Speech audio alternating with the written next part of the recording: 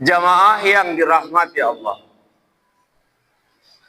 Innal huda hudallah. Sesungguhnya petunjuk itu milik Allah Subhanahu wa ta'ala. Sekalipun Nabi Muhammad sallallahu alaihi wasallam tak dapat memberi petunjuk kepada pamannya yang amat sangat beliau cintai, paman Rasulullah yang memperjuangkan agama dan ikut membela Rasulullah, wafat dalam keadaan kafir, tak beriman kepada Allah. Rasulullah tak bisa memberi petunjuk kepada pamannya yang ia cintai. Nabi Nuh tak dapat memberi petunjuk kepada anak putranya yang ia cintai. Nabi Lut tak dapat memberi petunjuk hidayah kepada istri yang ia cintai. Karena sesungguhnya petunjuk itu milik Allah Subhanahu wa ta'ala. Alhamdulillah. Alhamdulillah nahmaduhu wa nasta'inuhu wa nastaghfiruhu wa na'udzu billahi min shururi anfusina wa min sayyiati a'malina. Man yahdihillahu fala mudilla lahu wa man yudlil fala hadiya lahu. أشهد أن لا إله إلا الله وحده لا شريك له وأشهد أن محمدا عبده ورسوله لا نبي بعده. اللهم صل على سيدنا محمد وعلى آله وصحبه أجمعين. قال الله تعالى في القرآن الكريم: أعوذ بالله من الشيطان الرجيم. بسم الله الرحمن الرحيم. يا أيها الذين آمنوا اتقوا الله حق تقاته ولا تموتن إلا وأنتم مسلمون. صدق الله العظيم. Alhamdulillah, tidak jenuh lidah kita, tidak bosan bibir kita, senantiasa kita bersyukur kehadirat Allah Subhanahu wa ta'ala atas limpahan nikmat yang begitu banyak Allah berikan kepada kita, sehingga kita dengan mudah melaksanakan segala perintah-perintah Allah karena kita mensyukuri nikmat Allah Subhanahu wa ta'ala. Ketika Rasulullah sallallahu alaihi wasallam bertanya kepada para sahabat, Rasulullah bertanya, kaifa asbahtum? Bagaimana pagi hari ini kabarmu sekalian? Maka sahabat Rasulullah menjawab, kami beriman kepada Allah Subhanahu wa ta'ala. Kemudian Rasulullah sallallahu alaihi wasallam bertanya kembali, apa tanda kalian beriman kepada Allah? Maka sahabat Rasulullah menjawab bahwasanya kami mensyukuri atas nikmat yang Allah berikan kepada kami dan kami ridha atas ketentuan yang Allah berikan. Mudah-mudahan kiranya iman kita, rasa syukur kita sama seperti para sahabat Rasulullah sallallahu alaihi wasallam. Dan insya Allah kelak kita duduk kelompok orang-orang yang pandai bersyukur, bukan kelompok orang-orang yang kufur akan nikmat-nikmat Allah, bahkan pura-pura tidak tahu, buta mata dan hatinya ketika nikmat Allah sampai kepada dia. Berlindung kita kepada Allah Subhanahu wa taala sehingga kita menjadi abdan syakura, hamba yang pandai bersyukur kepada Allah Subhanahu wa taala. Selain kita bersyukur, maka sebagai khatib punya kewajiban kepada antum sekalian untuk mengajak bertakwa kepada Allah Subhanahu wa taala dengan sebenar-benar takwa, menjalankan segala perintah-perintah Allah, menjauhkan segala larangan-larangan Allah. Mudah-mudahan kita termasuk orang-orang la'allakum tattaqun, orang-orang yang bertakwa. Salawat dan salam mari senantiasa kita sampaikan kehadirat Rasulullah sallallahu alaihi wasallam. Seraya berucap Allahumma salli ala Sayyidina Muhammad. Mudah-mudahan dengan kita berselawat kepada Rasulullah, insyaallah Rasulullah akan mengenal kita. Rasulullah akan mengetahui kita ketika di yaumil akhir seluruh manusia dikumpulkan oleh Allah Subhanahu wa taala, dari mulai Nabi Adam sampai manusia terakhir. Ketika terjadi kiamat, kita dikumpulkan oleh Allah di padang mahsyar, maka Rasulullah mencari di antara kita siapa umat dari Rasulullah. Ketika itu manusia galau, ketika itu manusia cerai-berai mencari pemimpinnya, maka orang-orang yang bercahaya ketika di padang mahsyar, Rasulullah menandai umatnya dengan rajin berselawat dan menjaga wudunya. Jamaah salat Jumat yang dirahmati Allah, hari ini adalah tanggal 30 Ramadan 1447 Hijriah. Selalu kalimat yang muncul dalam lidah, pikiran, benak kita, waktu begitu cepat berlalu tanpa terasa. Sekarang sudah di penghujung Ramadan. Esok kita akan bertemu dengan Syawal.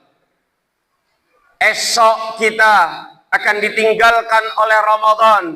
Siapakah yang dapat menjamin kita akan bertemu dengan Ramadan 1448 yang akan datang? Tak ada satupun yang menjamin kita untuk bertemu, bersua dengan Ramadan 1448. Semua umat Islam di atas dunia ini amat sangat berbahagia ketika bertemu dengan Ramadan. Sungguh beruntunglah orang-orang yang memanfaatkan Ramadan dengan tidak berlalu sia-sia. Sungguh beruntunglah orang-orang yang beriman melaksanakan menit dengan menit beribadah kepada Allah Subhanahu wa taala. Karena begitu banyak janji yang Allah berikan di bulan Ramadan. Dan sebaliknya, alangkah ruginya di antara kita yang masih menyia-nyiakan Ramadan. Khatib membaca satu artikel ketika Ramadan datang, ketika Ramadan berada di posisi saat-saat ini, maka para ruh yang berada di alam barzakh memohon kehadirat Allah, ya Rabb, hidupkan kami semenit, hendak melaksanakan segala perintah yang Allah berikan di Ramadan ini. Kami hendak menikmati lezatnya Ramadan, ya Allah. Namun sudah berada di alam barzakh, Barzah itu adalah dinding yang tak dapat ditembus oleh para ruh, dan manusia juga tidak dapat menembusnya. Maka berbahagialah kita yang sudah melaksanakan Ramadan dengan sepenuh hati. Dan berbahagia kita, insya Allah, di malam Syawal. Kita punya hak untuk membesarkan Allah. Kita punya hak untuk mengagungkan asma Allah. Mudah-mudahan semua kita yang berhadir pada hari ini adalah orang-orang yang beruntung dan kumpul dengan orang-orang yang falihun, orang-orang yang beriman dan menang, bukan orang-orang yang khasiun, orang-orang yang merugi. Jamaah yang dirahmati Allah, innal huda hudallah. Sesungguhnya petunjuk itu milik Allah Subhanahu wa ta'ala. Sekalipun Nabi Muhammad sallallahu alaihi wasallam tak dapat memberi petunjuk kepada pamannya yang amat sangat beliau cintai, paman Rasulullah yang memperjuangkan agama dan ikut membela Rasulullah, wafat dalam keadaan kafir, tak beriman kepada Allah. Rasulullah tak bisa memberi petunjuk kepada pamannya yang ia cintai. Nabi Nuh tak dapat memberi petunjuk kepada anak putranya yang ia cintai. Nabi Lut tak dapat memberi petunjuk hidayah kepada istri yang ia cintai. Karena sesungguhnya petunjuk itu milik Allah Subhanahu wa ta'ala. Berhati-hatilah dengan firman Allah. Khatamallahu ala qulubihim wa ala sam'ihim wa ala absarihim ghishawatu wa lahum adabun azim, kata Allah dalam surah Al-Baqarah. Kalau sudah kami tutup pintu hati hamba-hamba kami, baik pendengarannya, baik penglihatannya, maka tunggu azabku sangat pedih. Jamaah yang dirahmati Allah, ada kisah yang amat menyentuh kita. Seorang sufi perempuan yang amat sangat masyhur di kalangan muslim. Sufi tersebut bernama Rabiatul Adawiyah.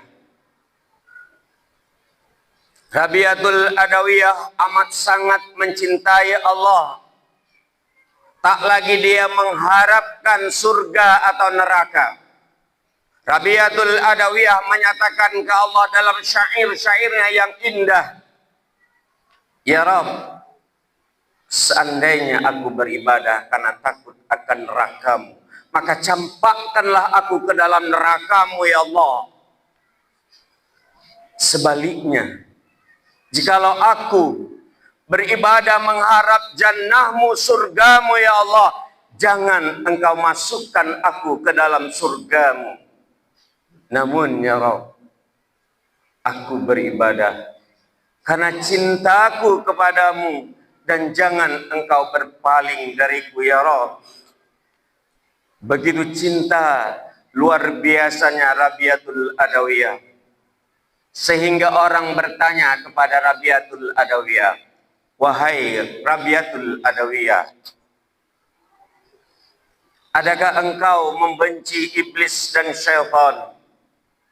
Jawab Rabiatul Adawiyah, sesungguhnya di relung hatiku, di kolbuku, di ruang jiwaku, tak ada rasa benci. Yang ada adalah penuh rasa cinta kasih kepada Allah Subhanahu wa ta'ala. Sehingga Rabiatul Adawiyah menjauhi kenikmatan dunia, zuhud yang ia lakukan, dan sampai akhir hayatnya tidak menikah karena dia khawatir membagi cintanya kepada makhluk Allah, karena cintanya begitu dalam kepada Allah Subhanahu wa ta'ala. Mudah-mudahan sekelumit kisah Rabiatul Adawiyah, kebersamaan kita dengan Ramadan yang tinggal menghitung jam, Ramadan akan meninggalkan kita. Sekelumit kisah Rabiatul Adawiyah menggugah hati kita. Jangan sampai ketika malaikat maut menjemput kita, baru datang penyesalan. Akhirat menjadi nyata, dunia menjadi cerita. Hari ini kita hidup, maka dunia menjadi nyata, akhirat cuman cerita belaka. Barakallahu li wa lakum fil Qur'anil azim.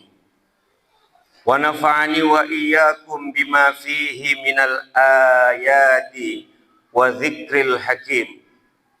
Wa taqabbala minni wa minkum tilawatahu. Innahu huwal ghafurur rahim.